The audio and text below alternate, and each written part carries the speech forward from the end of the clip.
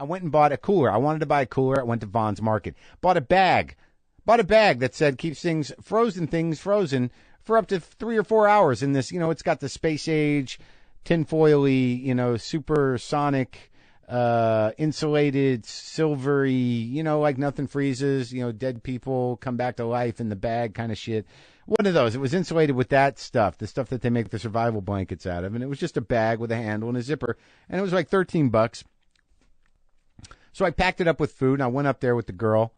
And literally 2 days in, the zipper broke. It was unfixable. It was crap. It was probably made in China. It was garbage. It was $13 and it turned out to be garbage. I wanted it to be supersonic space age stuff that kept my food fresh and good forever. But it didn't even last 2 fucking days and I was furious. I get hung up on this shit. I get hung up on it.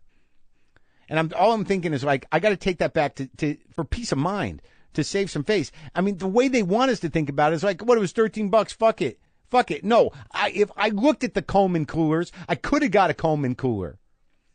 We know the name Coleman. It means something. It means we remember it. They make lanterns and things for being outside. Why? And I knew I should have gotten that, but I got the bag and it breaks in 2 days. And all I'm thinking, I'm obsessed. Like, I'm going to bring that back. I'm going to make a scene. I'm going to the manager at Vaughn's. I want justice. I want this replaced. I actually don't want this at all. I want a fucking Coleman cooler that I'm probably not going to use. I only use this thing once. I don't camp. I don't go out that much, but we needed it for this particular trip. But I was furious that I wasn't going to be the guy that said, fuck it. It's only $13. That's bullshit. And I planned this big stand I was going to have with the manager at Vaughn's. And there is nothing better than going to do something like that and realize that you're dealing with a manager that doesn't give a fuck. That is the best moment. When you walk in and they're like, I don't fucking care. Get another one. Get a credit. I don't give a shit. There's a lot I just love that. Where their customer service is great because they got nothing to lose.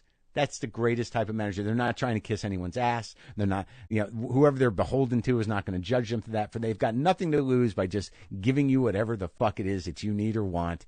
And I even like that attitude. Don't even pretend that you're helping me out. I walked in there. I'm like, hey, man, I got that slight edge. Like, I bought this like 2 days ago and the zipper broke.